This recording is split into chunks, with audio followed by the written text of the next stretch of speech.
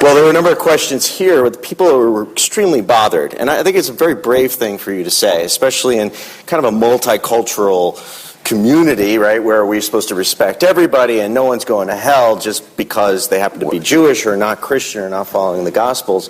Okay. But I think you need to, or just based on the questions here, let's talk about that. Is that really fair? I mean, especially people who don't have access to the Gospels, who don't even reject it. They just don't get access to it. But even those who do get access to it, is it fair to say they're going to hell? The people who don't have access to it, I tried to say, I don't know. Right. All right? Okay. That's fine. But I would say two things. This might help. Everybody's exclusive. See, there's an illusion in the West that if you say all the different religions are kind of equally good or equally valid for you, that's open-minded. Right. The trouble is that's one particular way of looking at religions. And what you're saying, when somebody says to me, don't tell me your religion's superior to this other religion, what you're saying is your view of religions is superior to my view of religions, which comes down to the same thing. Wait. Because, in other words, you have a take on spiritual reality, and I have a take on spiritual reality. Your take is the world would be a better place if we believed all religions were okay. I believe that the world would be better if everybody believed my take on spiritual reality, so who's really more exclusive? In other words, each person says, I've got to take on spiritual reality, it's better than yours, the world would be a better place if everybody believed it. You're evangelizing me, I'm evangelizing you, you're trying to convert me, I'm trying to convert you. Everybody is equally exclusive. Everybody's narrow. Here's what really makes you open-minded. How do you treat people with the other view? See, in other words, if you look at me as unenlightened and primitive, then you're being narrow-minded. But presumably God's making these judgments. So what kind of a God would say, okay, you Jewish people, you got it wrong, right? You're not coming into heaven. Well, actually, see how that would be kind of a problem for a lot of people? Yeah, of course, because it's not by being Jewish. I mean, again, it's by not following the gospel.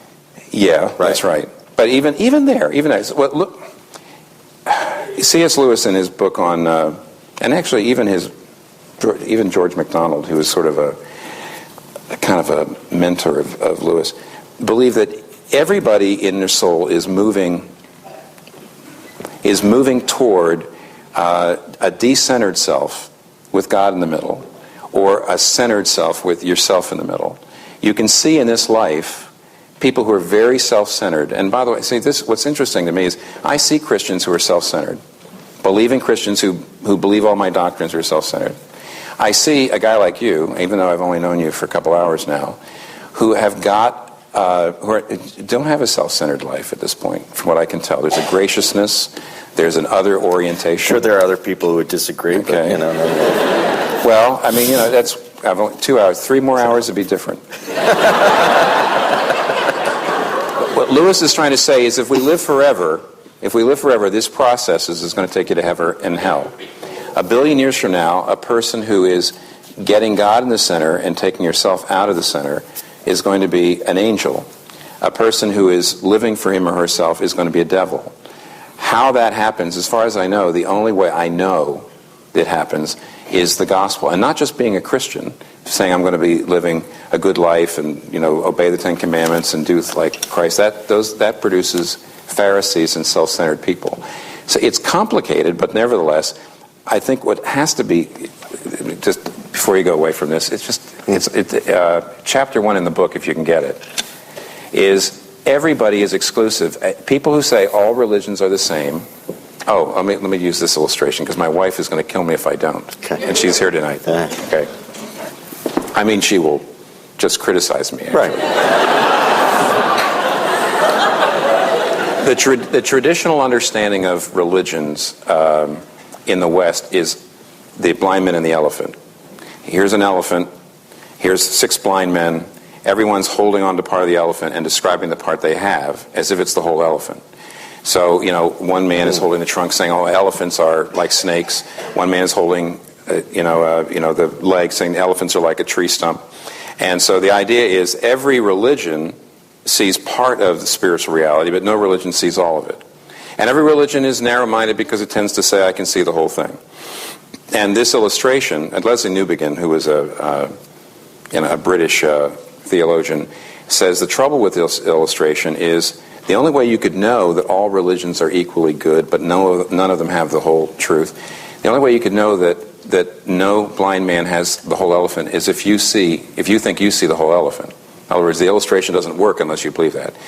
And Newbigin points out, if you really think that there's no one religion is superior to any other, and no one religion actually gets you to God better than any other, you are achieving the superior knowledge that you just said no religion can have.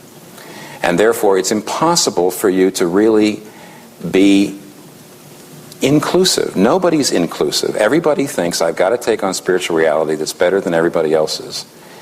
And you would say, oh, but you don't think I don't think you're going to hell, you think I'm going to hell. And, well, I just think the consequences of your mistake are more eternal than you think the consequences of my mistake are, but that doesn't make me more narrow-minded than you.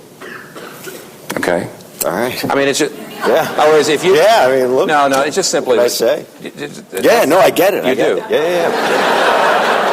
I disagree, but I get it. Yeah. Yeah. Oh, but I know. That's what the whole point of this thing is about. It is really, absolutely. For more information about the Veritas Forum, including additional recordings and a calendar of upcoming events, please visit our website at veritas.org.